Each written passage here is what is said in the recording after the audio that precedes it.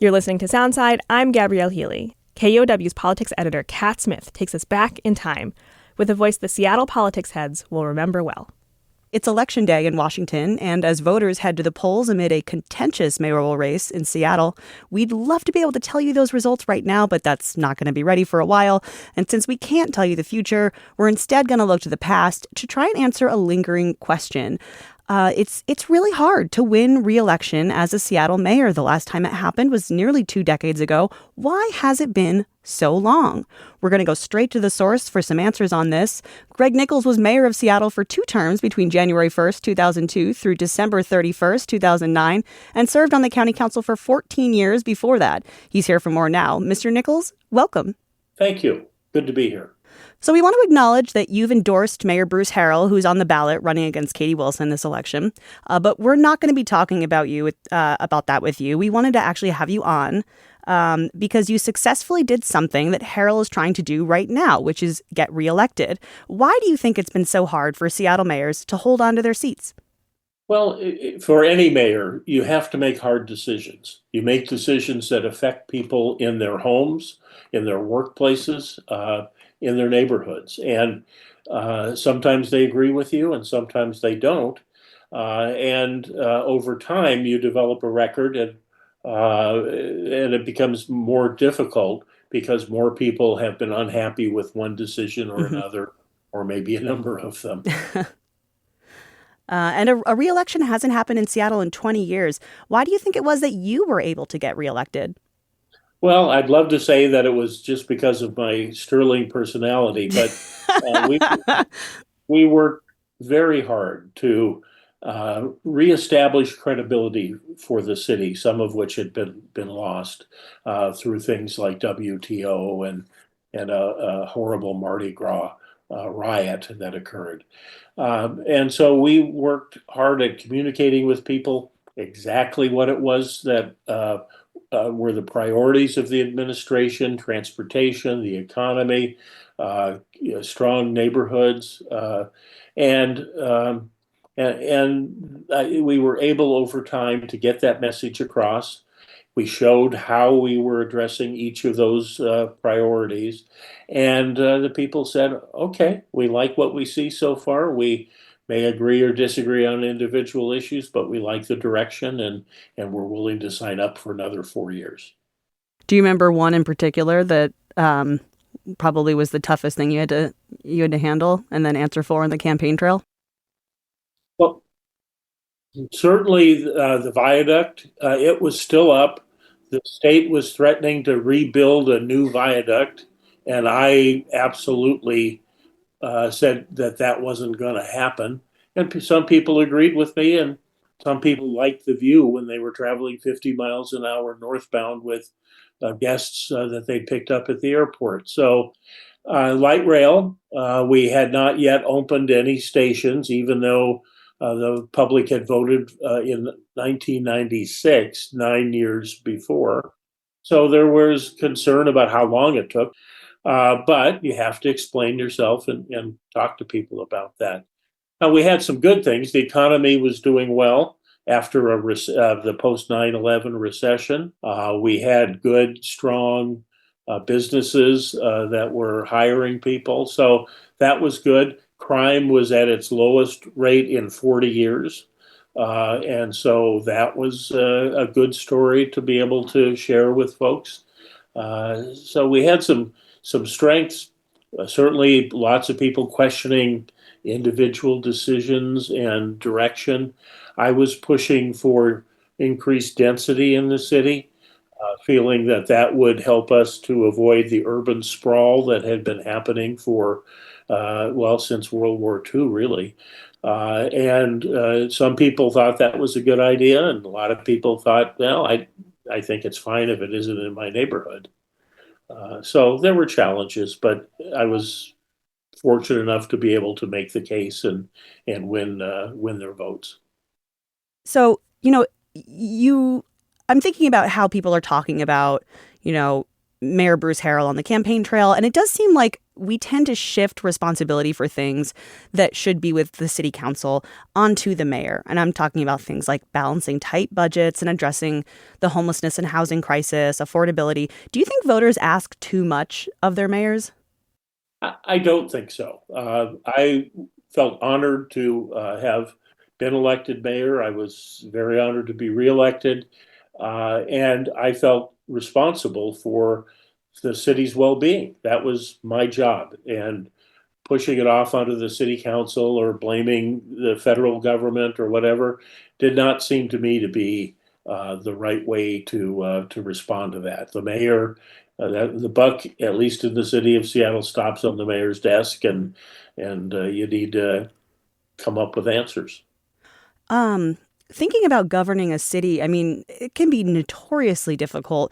Mayors handle as you probably know, mayors handle diverse constituencies, and they manage everything from effective snow removal to maintaining a working relationship with police departments. Voters blamed you in part for, the sale of the Seattle Supersonics basketball team in 2008. How much does all this play into making the job so hard? Well, as you pointed out, you have a wide range of issues. These are the daily concerns of people who live in our city. I started the food waste portion of the solid waste collection process. So, at least the first couple of years, people had a lot of fruit flies in their kitchens, and they knew who was responsible for that. Um, the Supersonics was a business decision. It had been sold by the local ownership, not by the city. We had a building that we were paying a mortgage on, and the likelihood of 2 years of losing seasons and losing lots of public money based on the lease that we had on that building. And so I made a business decision on the part of the taxpayers that we would settle. They'd get out of here, and we wouldn't suffer those final 2 years of the lease, and we'd pay off the mortgage on the what is now the Climate Pledge Arena. It was a tough decision. I remember very well the Sonics championship back in the late 70s, but my job wasn't as a basketball fan, it was as mayor of the city and responsible to the taxpayers of the city. What qualities do you think mayors need to enact their campaign promises? Well, I think there are a number of things that you need. The promises themselves are pretty easy to, you've documented what you've promised, Hmm. hopefully. And so you go about putting together an administration and a staff that can accomplish that. For instance, one of my promises was that we would break ground on light rail. Light rail had been voted on years before. Sound Transit had run into huge problems. We fixed those problems. We I made it clear to city staff that we were to partner with Sound Transit and make them successful. The staff had not been given that direction before. They were happy to know what our policy was, and we got those first stations open before I left office. So, you need to have a focus on what it is that you want to accomplish. Presumably, your promises are among those, but you also run into new issues from time to time. And, which mayors have been effective in your view? You can talk about mayors outside of Seattle as well as in Seattle, but let's just try to avoid mentioning anyone who may be currently running for office. Any thoughts on which on which mayors that, in your opinion, have been particularly effective? Sure. Mayor Norm Rice, who is a close friend of mine, I worked for him for 8 years when he was on the city council, Hmm. and then he was a colleague when we were both on the Metro Council, and I was on the County Council as well. And so I think he really served our city very, very well and had some great accomplishments like the education levy and the like that we still are building on today. I think Mayor Royer, Charles Royer, who passed away just not long ago, did a fantastic job. He came in as an outsider, and it took a while for him to gain traction. as mayor. And he and I chatted about that on a number of occasions. And he ended up running and winning a third term to finish some of the things that he was unable to tackle in his first term as he was learning the job and his brand new administration was learning how the city operated. I think Wes Ullman, who was the first strong mayor in our city, did a fantastic job. He put an emphasis on reinventing Pioneer Square. He put a real emphasis on providing services to senior citizens. And so I think he did a fine job as well. I took some advice from Mayor Rice. He suggested that I get involved in the U.S. Conference of Mayors. That mayor is a unique job, and the people who sit around those tables at the conference know that.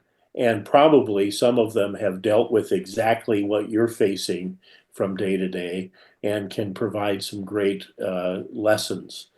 I ended up becoming president of the U.S. Conference of Mayors and met all kinds of just wonderful people who serve their community as mayor very effectively, and I learned lots of lessons from them. Former Seattle Mayor Greg Nickels has been talking with us about what it takes to win an election in Seattle. Mr. Nickels, thank you for being here.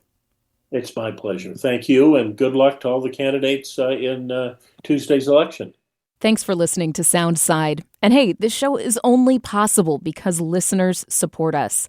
If you are able to give right now, check out the show notes for a link to donate. And don't forget, you can listen live on KUOW 94.9 FM Seattle at noon and 8 p.m., Monday through Thursday, or anytime online at KUOW.org.